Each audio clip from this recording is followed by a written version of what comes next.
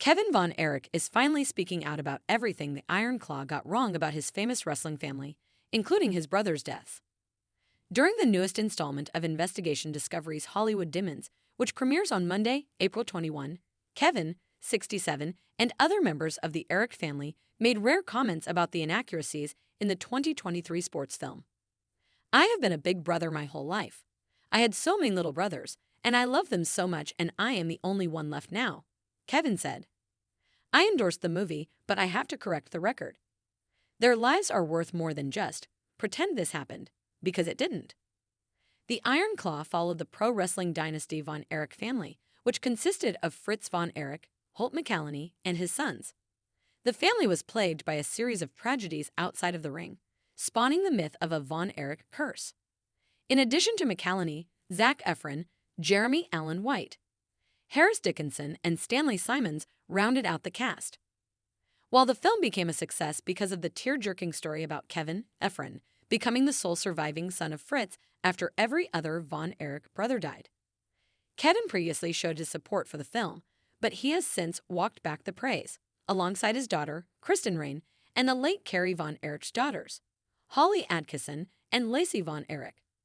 The Von Eriches specifically weren't thrilled by the Iron Claw not mentioning Kevin's youngest brother, Chris, or Carrie's family. Kevin and the family's inner circle also called out the on-screen insinuation that there was a curse that affected their family. "In truth, the real bad guy was us. Our weaknesses in our hearts and our personality. We were never quitting and never giving up," Kevin explained in the docuseries. "No matter what, it was a challenge to be overcome. That mindset maybe did get dangerous in the end, but that was how we were raised to think." Kevin continued, "But when you look at the story and the deaths, there was a time I didn't want to wrestle, but I would have never thought to give up. No matter how uncomfortable it was a family business. The love of the brothers is what is important. I know I will see my brothers again." Keep scrolling for a breakdown of every inaccuracy from the Iron Claw that the Von Erich family called out, not asking for their input. Kevin previously confirmed that he wasn't involved in the Iron Claw, but Hollywood Demons confirmed no one from the Von Erichs was consulted about their depiction. "We'd heard about the movie through social media. We knew nothing about this," Carrie's daughter Holly admitted. "So we just start rolling with it because what else are you going to do? The train is already moving, so you have to jump on or be left behind. When I saw Zac in the movie, I felt like I had a responsibility to tell the truth," Kevin explained before addressing White's portrayal of his brother. Carrie in the movie was not a family man, but in real life he was. Lacey specifically voiced her displeasure about being cut from the story, adding, "My sister and I were not in the movie as my dad's children, and he didn't have a wife. That was a really big part of my dad.